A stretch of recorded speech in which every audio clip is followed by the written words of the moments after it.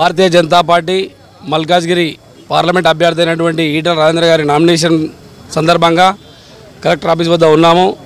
వారి నివాసం వద్ద నుంచి షామీర్పేట నుంచి భారీగా 10,000 పైచీలకు మందితోటి ఇలా నామినేషన్ వేయడం జరిగింది.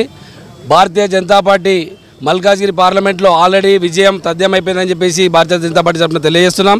ప్రతి ఒక్క నాయకులు కార్యకర్తలు స్వచ్ఛందంగా పార్టీలకు అతీతంగా ఓన్లీ భారతీయ జనతా పార్టీ కార్యకర్తలు నాయకులే కాకుండా ఈటల అభిమానులు, నరేంద్ర మోడీ అభిమానులు, దేశంలో నరేంద్ర మోడీ పక్కా గెలవాలి, అబ్కీ బార్ 400 పార్ ఏదైతే నిదానం ఉన్నదో దాంట్లో మల్కాజ్గిరి సీటు ఉండాల్సిందిగా ప్రతి ఒక్కరు కోరుకుంటూ ఒక నామినేషన్కి రావడం జరిగింది.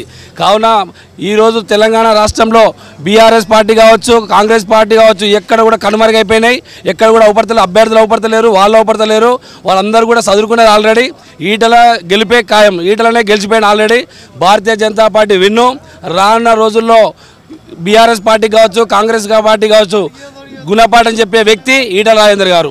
ఈ మూల్యం చెల్లించుకోక తప్పదు. భారతీయ జనతా పార్టీ గెలుపు ఖాయమైపోయింది మల్కాజ్గిరిలో అని చెప్పి తెలియజేస్తున్నాం. ఈ ర్యాలీని చూసిన తర్వాత ప్రతి ఒక్కరికి కూడా డౌట్ కాదు, విజయం విజయం విజయం. నిన్న ఏదైతే లోపల అనుకున్నారో ఈరోజు బహిర్గతంగా అయిపోయింది. 10,000 పైచీలకు మంది వస్తారని చెప్పేసి ఈటల రాజేంద్ర గారు కూడా ఎక్స్పెక్ట్ చేయకుండా ఉండవచ్చు నాకు తెలిసి. స్వచ్ఛందంగా వచ్చినటువంటి కార్యకర్తలకు అభినందనలు తెలియజేశాడు.